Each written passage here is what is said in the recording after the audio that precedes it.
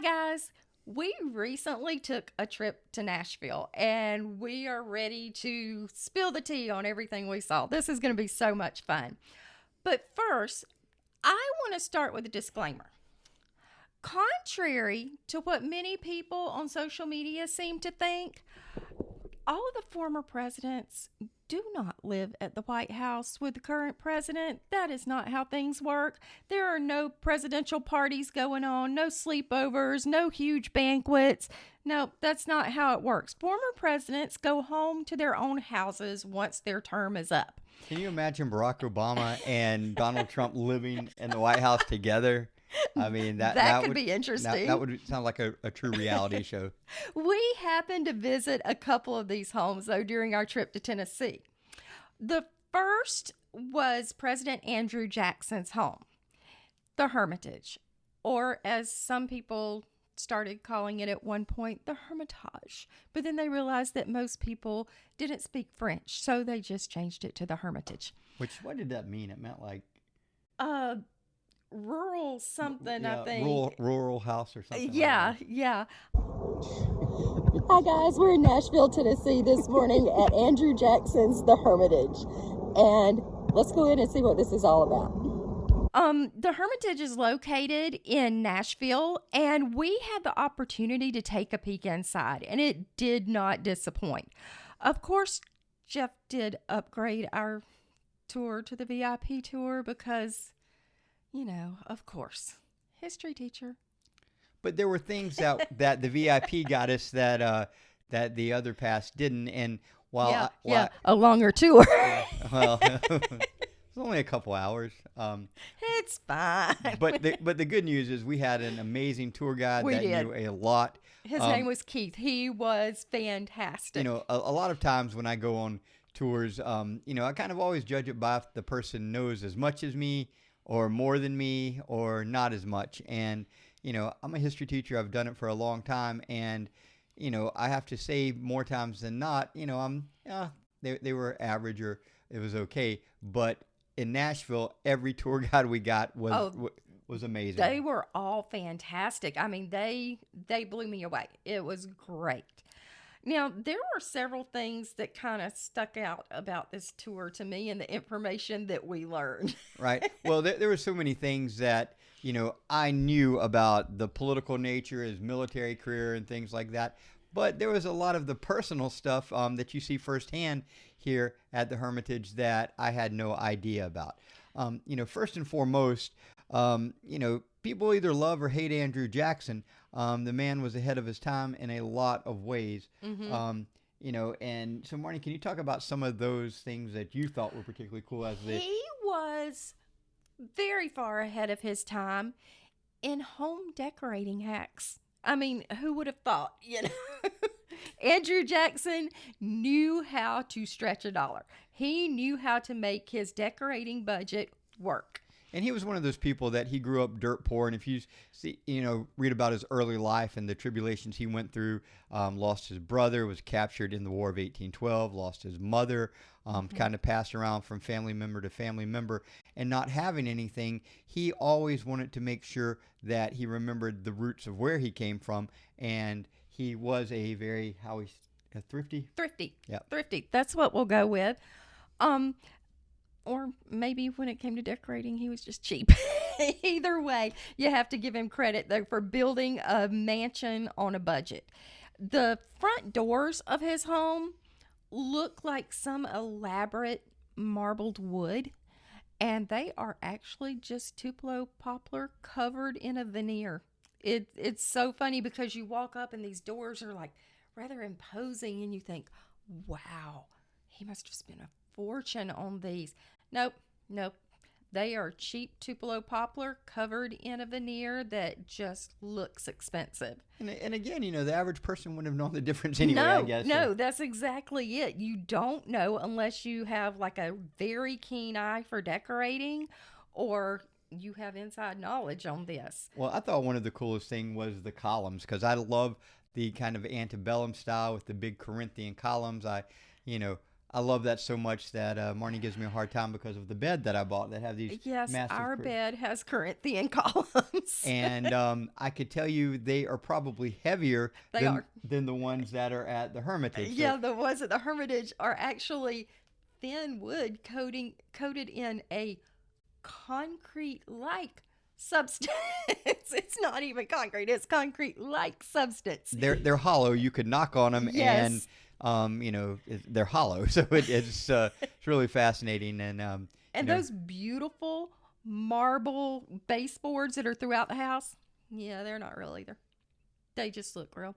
They have a very thin coating of marble over the wood. This guy was a genius. Well, I'm telling you. there was something that we didn't talk about before. When we were talking about this show, but what was something to do with the floor mats or something? Remember that it was made out of something and they just rolled it up. Oh, yeah. The grass mats. Yeah, that's what it was. He bought it by the roll because at the time it was prestigious to have your wooden floors covered. So he thought this through and said, okay, if I buy grass matting by the roll, if it gets messed up, I can just cut a new piece and replace it. So he had it together, I'm telling you. Yeah, and so, and we toured some actual other houses that had the real stuff, and you can't tell the difference, No, you can't. It's crazy. But he really did think a lot of this through. He also would take old structures around the property and repurpose their materials, Yep. which is a very popular thing to do today. I'm telling Right. you, he was way ahead of his time. And one of the things that he wanted the Hermitage to do was to personify the American democracy. Now, he was the first kind of American president that, he was the first president that was, born, inside of the, what was the United States. I mean, Yeah. everyone else was from the British colonial period, things like that. And he was also the first president to kind of become a victim of and realize we're not truly a democracy. He, in 1824, he won the popular vote, and basically the vote was thrown into the House of Representatives, and which Henry Clay becomes the Secretary of State. And, John Quincy Adams wins this election, even though Andrew Jackson had more of the popular votes. And this was something that his major constituents, the people out west, the poor people who have moved to Tennessee and to Kentucky and those areas, they really didn't understand the concept of the Electoral College like many Americans today. And they can't understand why the person with the biggest number didn't win. Yeah. But the 1828, that was a different election that he does win there, and then again in 32. Yeah, he was very popular among the people at the time. Now, one thing, he did splurge on one major thing in that house other than the gorgeous staircase. I have to say, that spiral staircase is beautiful. It was the wallpaper. And now the wallpaper came from a French company, and it told the story of Telemachus, Odysseus' son from the Odyssey, and about how he had all these temptations, but stayed the course to go back and help get back to his father, and have this reunion. And it was one of those things about the American democracy, how it to stay the course, and what our objective is, and we've got to remember that. And one section of the wallpaper, I believe it was upstairs, they said that they actually found that Yep. somewhere and brought it in. Yep. And it happened to be a match Right. to the story that was going through the wallpaper downstairs. And the thing was, it was something to the effect that the factory in France had burned or something, been destroyed, and there was something that the new wallpaper was actually older. Yeah, print date but than- the color Right. was richer, Right. which was just crazy. But the closet system in this house, I would be very excited about. He had a hallway at the front of the house upstairs that is just closets that line two walls, and it's in like an arched area, and they stored like their linens and anything else they needed to store, not clothes. It was just extra storage, and he had like 4 of those in one area, and I think that may be one of the most genius ideas ever. I love that because they use their armoires for the clothes. More storage. I'm always for that too. Oh, you're always for that. But no, it really was a practical thing to have. And he also splurged on his grandchildren. That was something that was important to him. He paid a lot of money for a piano for his granddaughter, which was really interesting to me because he did not like to spend money. And I know she wasn't his actual Right. granddaughter, but he considered her his granddaughter. But he spent quite a bit of money on a piano. I believe it was over $1,000 at the Wow. time, and back then that was huge. Right. There was a lot of really, cool stories about Andrew Jackson that from his time in Northwest Florida, I didn't realize he was the first provincial governor of the state of For like Florida. 6 months, Yeah. they said. Yeah. He was a hero of the Battle of New Orleans. He, had a lot of positive things. And, I always thought that if I had to go into a bar fight with any American president would be this guy. Andrew Jackson was a tough guy. His nickname was Old Hickory. So up there, everything is Old Hickory Lane, Old Hickory Drive, Hickory Everything. Parkway, but it was in honor of him. And, there are some distractors with him. And just like in 1824 and 1828, but today we think about how dirty politics are. Politics were so bad back then that nothing was sacred. His wife and her past was constantly questioned, and so one of the sad moments was and he truly loved his wife Rachel.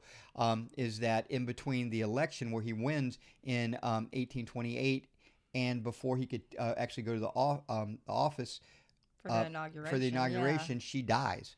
And he will always hate his political opponents and their wives from all of the turmoil and the things that they said. They believe it caused her to have a Right. heart attack. Yeah. And so this was one of the sad stories, but one of the most beautiful things at the Hermitage is the tomb where Andrew Jackson is buried, but he built it for his wife Rachel. Yeah. And there was a story that goes back that growing up very poor, he lost his mother, and she was buried in South Carolina, I believe. Yeah. in an unmarked grave, so he never knew where his mother was never- buried. So he builds this massive tomb for his wife Rachel, and interestingly enough, it is the one thing other than the piano that he never cheaps out on. Yeah. The columns are really real marble, Yes. and It's a dome covered in like a copper, right. and it's beautiful. And so he's actually buried there as well. There had been some break-ins a couple of years ago where people were desecrating his tomb. So now they have security on there 24/7 to Yes. prevent that from happening. But, the whole story and the love that he had for his wife. It was a beautiful love story. And he outlives her by about 18 years. He's a very old president. He dies at the age, I think, 78. 78, I think. Which and- for that time was Right. very old. And but there were just so many cool things about that, and he always viewed himself not as the president or as a former president, but just always as General Jackson, and a lot of cool stories about that. Some of the things as he got older, there was that chair that was really interested in there. Yeah. Right? It was actually a precursor to the recliner. It was basically a recliner the way it worked, but it was, before they added leather and padding and things like that. It's in his library, and And when it he really stands out in there. and when he got older, he would just actually sleep in there, and they would move the chair to places where he would go and things of that nature. But there's so many cool things about him, and one of the things he absolutely hated debt, and he hated personal debt. And there was a couple of times where he had to take out loans, and he would pay them back. He actually took out a loan to feed his troops at Right. one point. Oh yeah, when the early United States government in one of the Indian Wars, I believe, that he the government says, well, just tell your men to get home ever how they can, and he took out a They loan. had no food. And he took out a loan to make sure that they got paid and could get back. And he's also the last president. So we're talking about elected in 1828, 1832. He was the last president to pay off the national debt. That's impressive. He didn't like debt personally. He didn't like the country having debt. And, that was one of the reasons he took all those shortcuts at the Hermitage or the Hermitage. Yeah, because he did not want to owe money on this house. He wanted just to be done. build it and be done. And what was so interesting to me is that is these beautiful trees everywhere. Well, they told us Gorgeous property. and they told us a couple years ago there was a massive tornado that came through. Yes, through Tennessee. It was really bad. And there was actually a tour group when that happened, and they put them in the cellar and The storage cellar. Yeah. Yeah. They actually got to go into a place that's actually off limits, but it's sad that they had to because of the tornado, but at least it was there to protect them, and I'm sure it had been used in the past for that.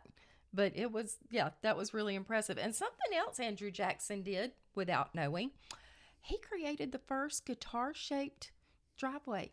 Oh, yeah. Because he got tired of all the dust and things that the horse and buggies would stir up when they came up to the front porch to stop and visit.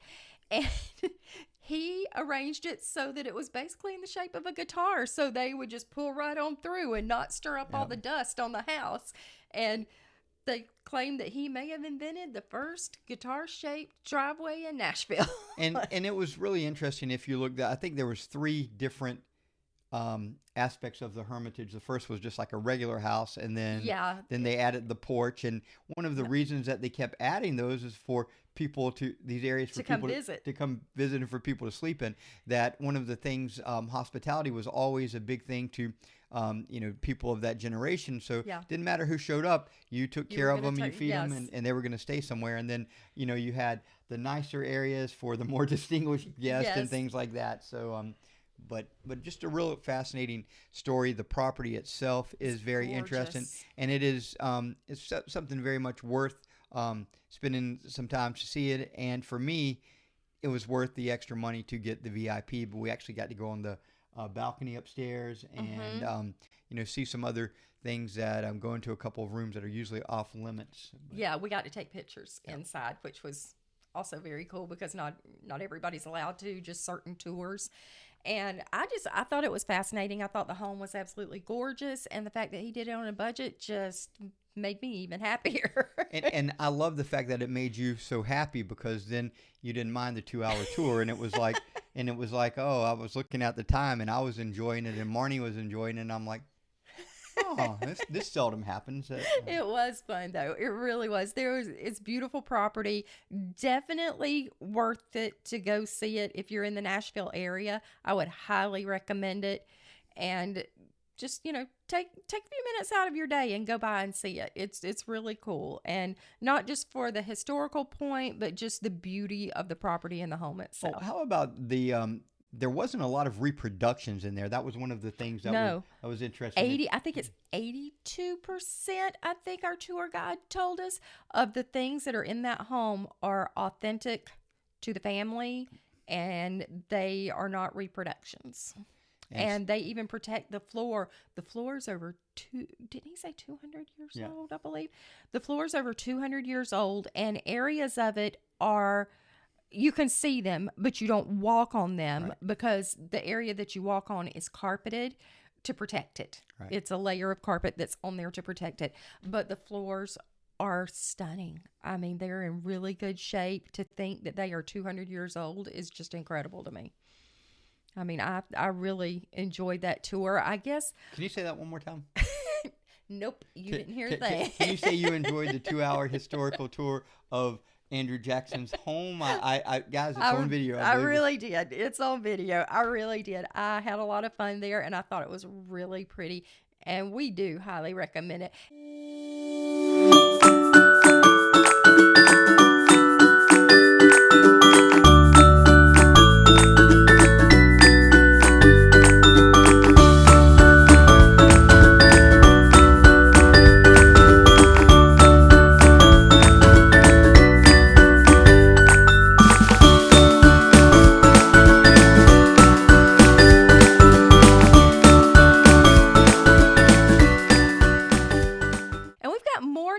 Content coming at you soon.